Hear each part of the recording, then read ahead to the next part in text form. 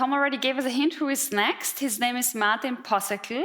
He is the managing partner of Future Marketing since 2012, which is a management consulting, part of the Service Plan Group, which is the biggest owner-led agency group in the world, or Europe, but I think the world. And Martin actually looks back on 30 years in professional experience in the digital marketing area, but also in management positions. He was at KPMG, he was in management positions at the Lufthansa Group and the Otto Group, and he is now one of the best known experts for the intersection of digital marketing, technology, and data privacy. And he will now talk to us about a big hype, DCR, data clean rooms, and give us a little bit of insight what this hype is about, what are data clean rooms, how are they used, who should have them, who should not have them, how to deal with them, and so many more questions that are going around this hype. He has around 25 minutes, but I'm pretty sure that we will have a lot of questions afterwards. So, Martin, the stage is yours.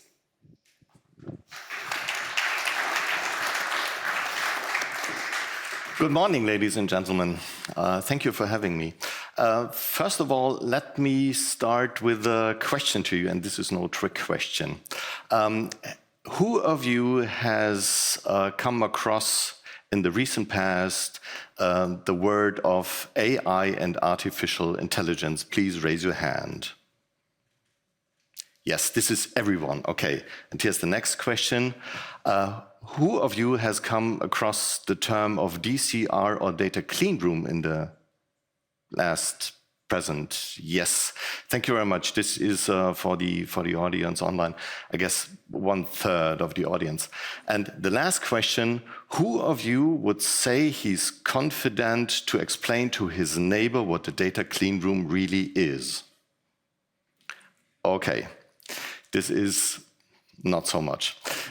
This is one of the reasons why I'm here, to maybe give some more insights about this hype. Why we are calling that hype? Because the ecosystem we are talking about is, as Lou Montulli said, it's $1 trillion business. So we are talking about a vast amount of money. And so it's always about getting new things started. And so there's a tendency to have a hype always following another hype. And the situation we see, and this is something Tom Piruzzi always referenced to in his talk, we do have a constant loss of reach in the ecosystem. So we are talking about $1 trillion business, and a key measure of that, the reach, is constantly with loss. And there are reasons for that, and there are reasons there two-speared. It's technically and it's legally. Because what you see down there, and this is not exhaustive in any ways, but there are, and we talked about that yesterday, and we will talk about that today, of course, as well. There are a lot of regulations going on, making the life in online marketing as we had it in the whole ecosystem a lot more complex and not as easy as it was, because there is regulation. Data privacy kicks in. And on the other hand side, and you can see that above the line, there are strategies from Google and from Apple. And as a matter of fact, just of today, and Tom showed us some figures, around 50% of the reach out there isn't there. It is not identifiable. We cannot address users out there because the big players like Apple and browsers like Firefox already decided to change the way we can address people by just blocking third-party cookies. And the cookieless future, at the end of the day, is already here. It's not coming. It's not a cookieless, third-party cookieless, to be precise, future. It's our present. There's just kind of an acceleration because of Google by saying, okay, and now the Chrome browser with its reach will kick in. So this is a situation, and the impact is that a lot of very heavily used processes, as you can see here, like the OpenRTB. There are experts by saying, legal expert, this is incompliant by design. We need to have another solution because the way it worked is not the way it will work in the future. And so there is scrutiny in the whole system, and we are talking about a $1 trillion market under pressure from legal and under pressure from strategies from the great gatekeepers. So what is the solution? The solution is technical alternatives. And you already heard of some of them, because there is, and we try to make some kind of a, and you see that shadowed out, we try to make some kind of a classification in that, because there are solutions like the Net ID, which is a block-in SSO with a increasing reach. There are ID solutions like the ID5 and Criteo and the UID 2.0, which is another technological solution for the situation. And we have what was called TrustPit and now is UTeak. So there is a lot of things going on to try to solve the problem what we had, the continuously loss of reach. And secondly, to overcome all the obstacles or what you have to obey the law. And today I will talk about the data clean rooms, because this is our today's topic, because that has been a hype by saying, okay, there is DCR, and the use cases for DCR are the classical use cases you have in online marketing. So it is the targeting and retargeting, which is a fairly used standard in advertising.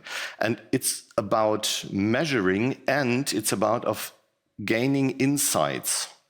So this is not really new. So there is no new use cases to that, but a DCR is a data clean room, is a different alternative to other existing technological solutions to overcome certain obstacles and to fulfill those use cases.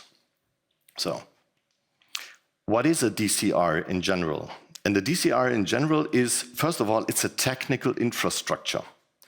And in this technical infrastructure, two partners storing data separately can check overlaps and do something with that. So it is, to put it very frank, it's kind of a matching table.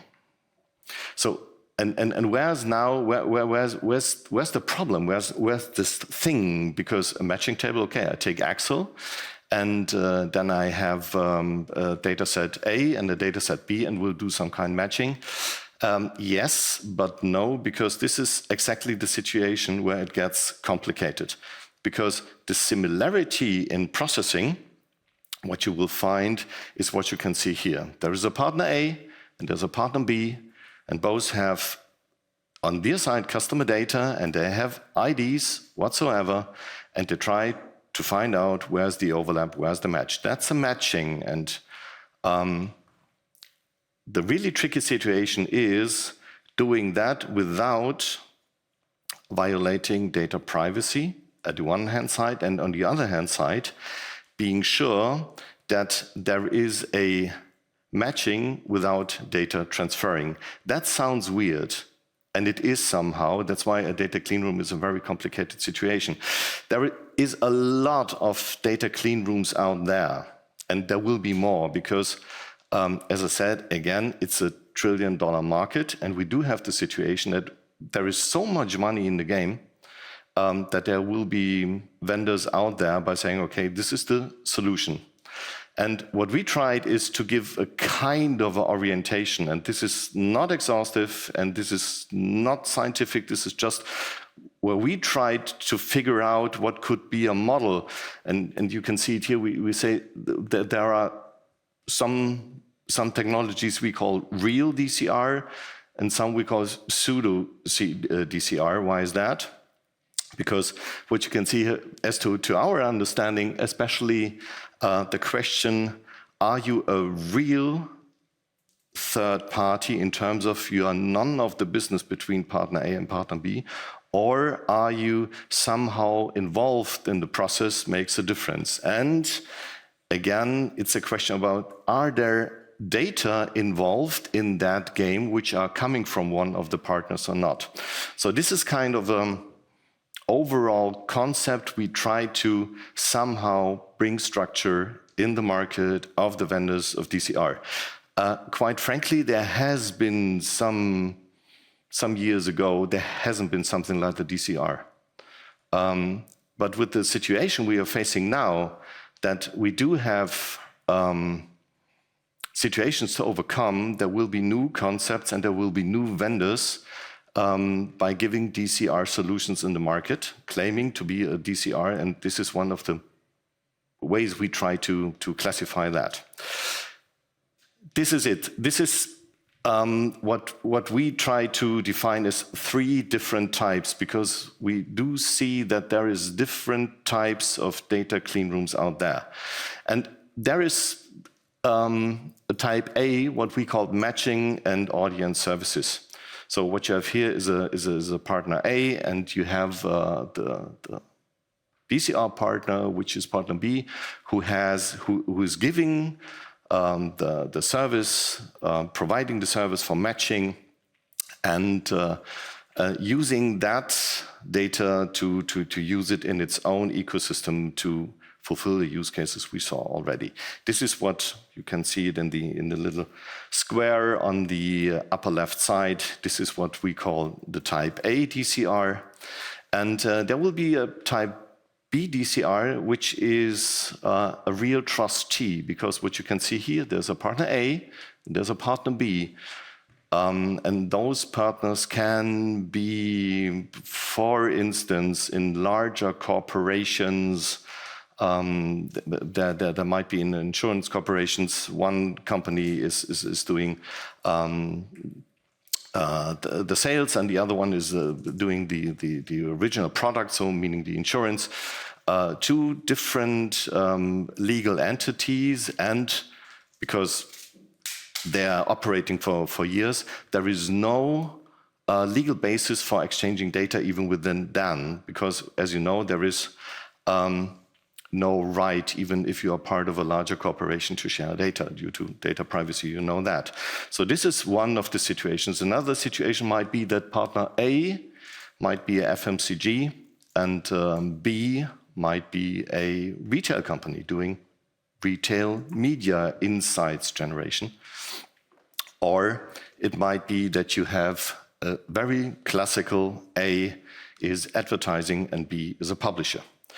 And the DCR in the middle of that is non-part of the value chain, in terms of there is no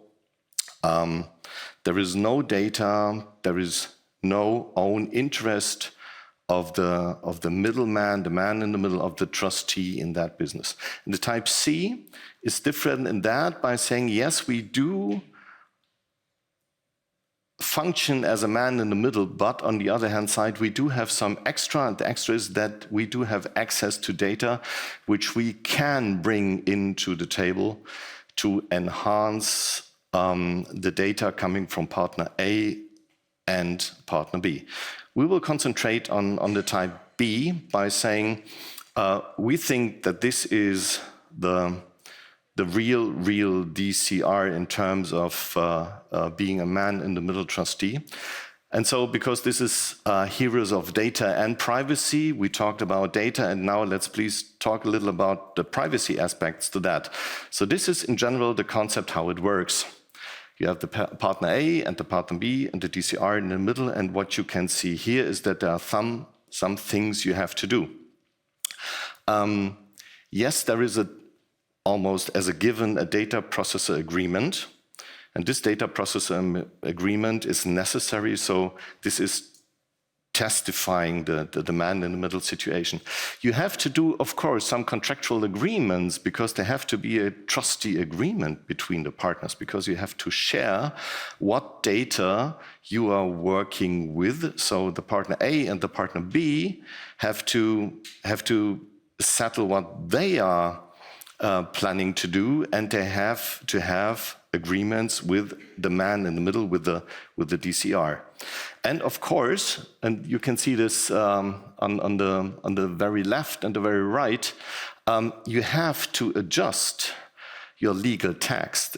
You have to do adjustments because doing the classical use cases of targeting, retargeting, measurement, insights generation always comes with a twist in terms of saying, so where's the legal basis? So if you want to do that, a DCR won't give you the legal basis as such for that. So you have to be aware, what is my legal basis as partner A or B to do so?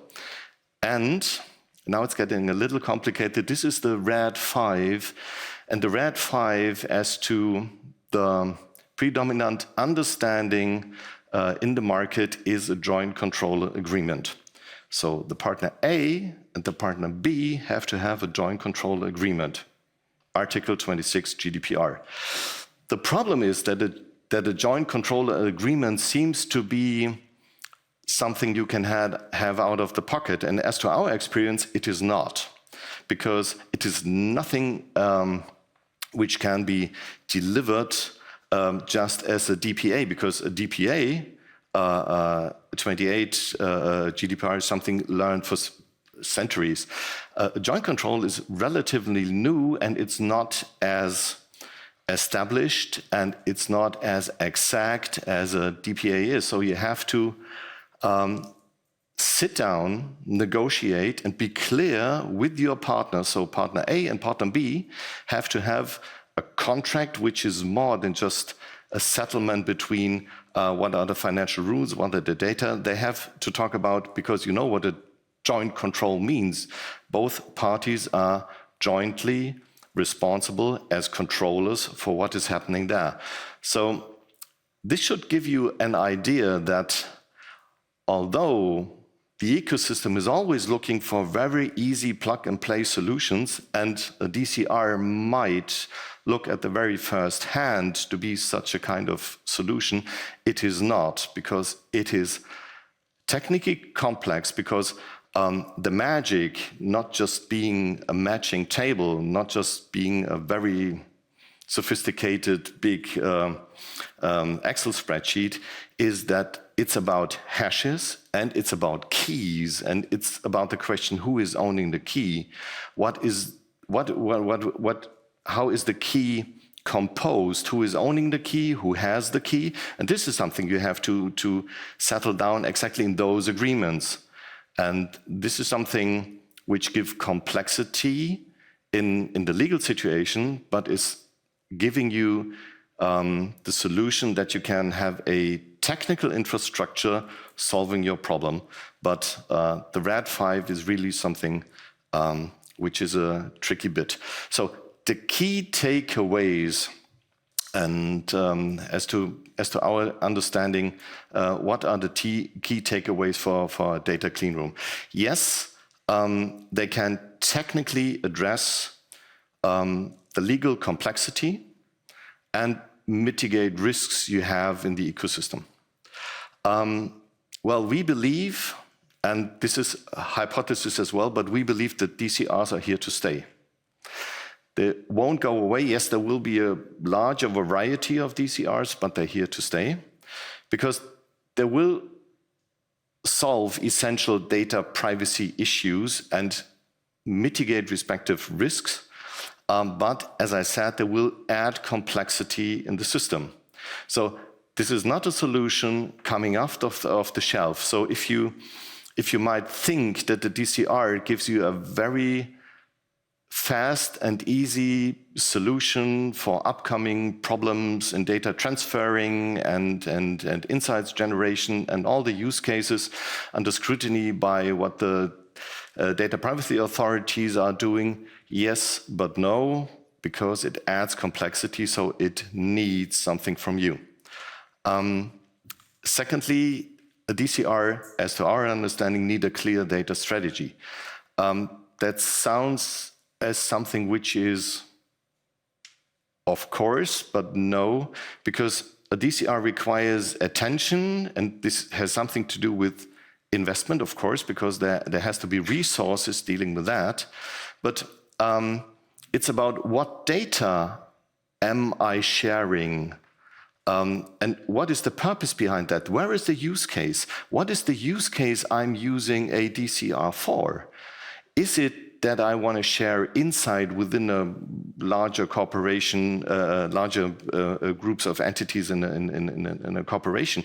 Or will I do some classical advertising business? Or is it that I will, as I said, generate insights as a FMCG with my retailer and using a DCR?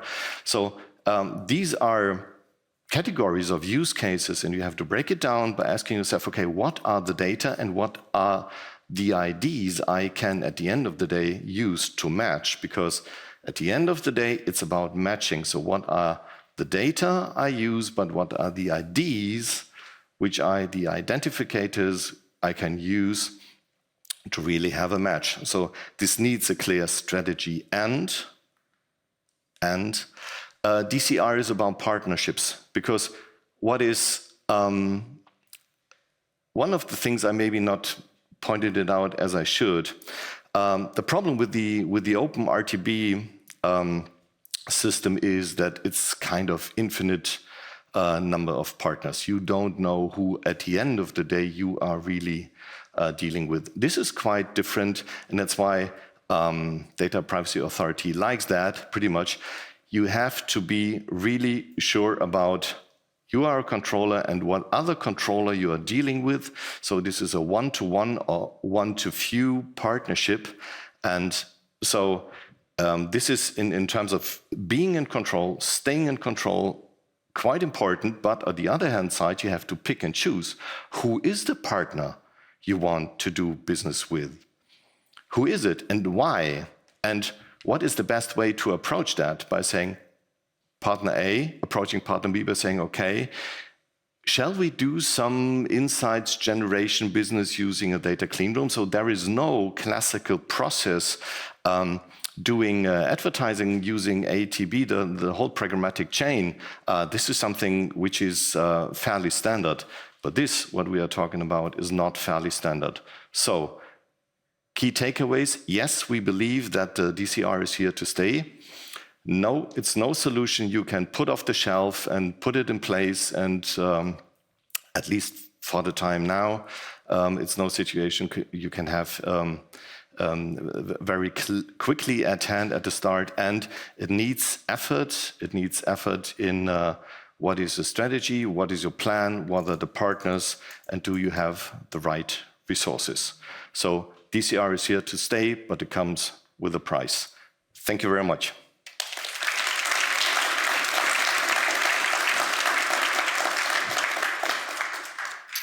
Wow. Who here can now explain a DCR to their neighbor? Oh, come on. Some more. Like, thank you. I think you did a really good job. To all the others who did not raise their hand, do you have questions that we should clarify so you can explain it to your neighbor tomorrow? Yes, we have one question over here. Mike is coming.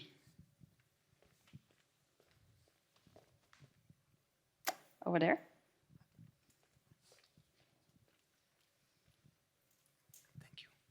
Thank you very much for this really insightful presentation. My name is Gaspar. I'm a principal technical privacy expert. I'm very happy that you mentioned the purpose of using DCRs, and according to your experience, the repurposing and the compliance with the principle of purpose limitation, how much is a question So how much is a challenge problem the companies are facing? Are they using for the same purpose? Can they put in the same purpose as they collected and used the data, or not? This is a very good question. Thank you very much, because I guess data clean rooms is one of the situation forcing you to really look after what your permission base is, what your legal basis is. So get a step back and think what you're doing, because this business is fast. And so we try to say, okay, we do have a newsletter and there are email addresses. Let's use those email addresses to do some matching stuff. And this is exactly not what authorities want you to do, because there is no permission or no legal basis to do so, because the users just want to have a newsletter. So this is one of the things which I see as effort to get that step back, get in contact with your data privacy officers, with your legals, with your legal engineers, and think about the purposes and where you have what kind of legal basis. It will be a consent in many cases, but maybe there are others, contracts, for instance. So get a step back and see what you're doing. I personally think you're getting a little short by just adding some text and then using a DCR. I think this will not be sufficient. Thank you. Is this on? Yes. Yes. I just had a question. Thank you very much for your presentation. I really appreciated it. It's very reminiscent of the concept of a data intermediary in the Data Governance Act, a data clean room. Or am I right to have understood it like that? I mean, it's, because I wasn't really sure what you meant by a data clean room, but effectively it's someone who's intermediating between two parties. Yep. And making it clean, the interaction, so to speak. Yeah. Yeah. And I guess this is something which is what we tried to show is that there are different approaches how to solve the problem of addressability. Because at the end of the day, it's about addressability. In clear, in pseudonymous, howsoever. And there are very different approaches. And yes, this is a very good remark, because we have to see what is technically as a feasible solution, how is that reflected in the light of the things we have in the data privacy legislation, and what is behind all the things which are driving the legislation. It's not just we do have some lawyers with too much spare time by saying, okay, let's do some laws. It's about there is the belief that that people out there have rights of their own reflecting their data. So how can we deal with that? So technology is one side, and all the different flavors of technology have different aspects in terms of how much they reflect those data ownership and philosophical, if I dare to say that, philosophical ideas behind that. And there will be very different approaches. And at the end of the day, every enterprise has to find a way for itself and for use cases, what kind of flavor they will follow. Yeah, thank you. Great. Thank you. Any follow-up questions? Yes, over there.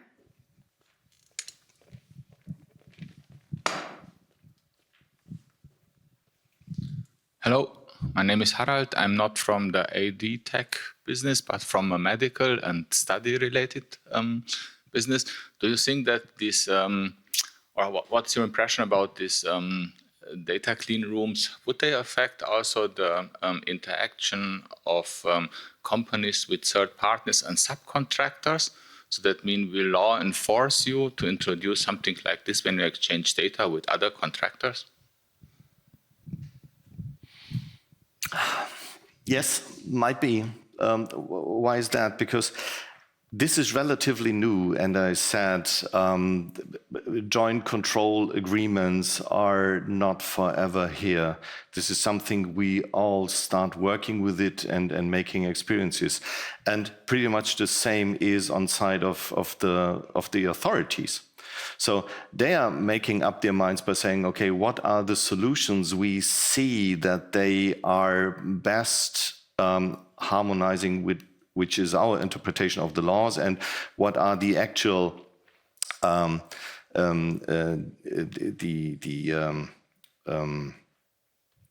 Urteile which we have from ECG, for instance.